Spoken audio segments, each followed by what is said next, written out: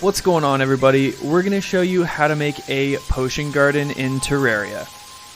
Now, one of the first things you're going to need is planter boxes. These can be purchased once you have the Dryad NPC unlocked. To unlock the Dryad NPC, we suggest killing Eye of Cthulhu, but there's many other bosses that you can kill as well. Once you have defeated the Eye of Cthulhu, the Dryad NPC will spawn if you have an open room one of the following days. Once you have the Dryad NPC unlocked, just purchase some planter boxes in order to get the garden started. So once you have planter boxes, you can place seeds that you found around your world in them to grow plants. These can then be harvested for their materials. Now let's talk about how to build the garden. We tend to build our potion gardens underground, but this doesn't matter. You can build it above ground as well. Now for the basic shape, it's entirely up to you. The most important thing is to leave a 1 or 2 block gap between your planter box rows so that the plants have enough room to grow. Now for us, we typically plant our gardens in kind of like a square or rectangular shape and do a couple different rows to save a lot of room. Once you've set up your planter boxes, and if you did it in a similar shape, it'll look something like this.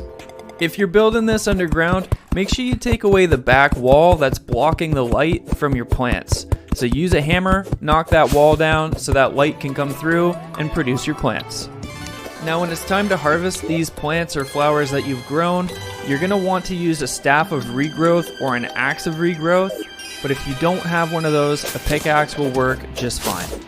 Now these flowers do have different mature specifications in order to bloom. It's going to depend on whatever you planted, so day bloom and blink root, moon glow, all of these have different specifications. So when you know what kind of potions you want to make, check out the Terraria wiki and it'll tell you information on how to have those plants grow.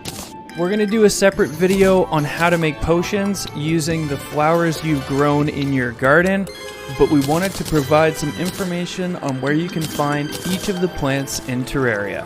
A very common ingredient in potions is blink root.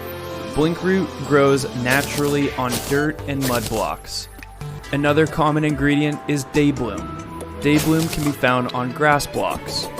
Then we have deathweed. Deathweed can be found growing on corrupt grass or ebonstone or crimson grass and crimstone. Then we've got fire blossom. Fire blossom grows on ash blocks in the underworld. Then we've got moon glow. Moon glow grows in the jungle grass and only blooms at night.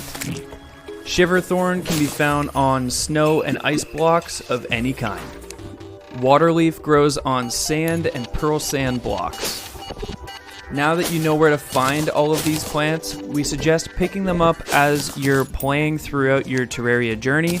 Bring the seeds back to your base and plant them in your garden. In the next video, we're going to highlight how to make potions using an alchemy table and what potions we highly suggest using throughout your playthrough of Terraria. If this video gave you a general idea about the plants you can collect and how to get your garden started, drop a like and subscribe, and we're going to have a lot more videos coming your way.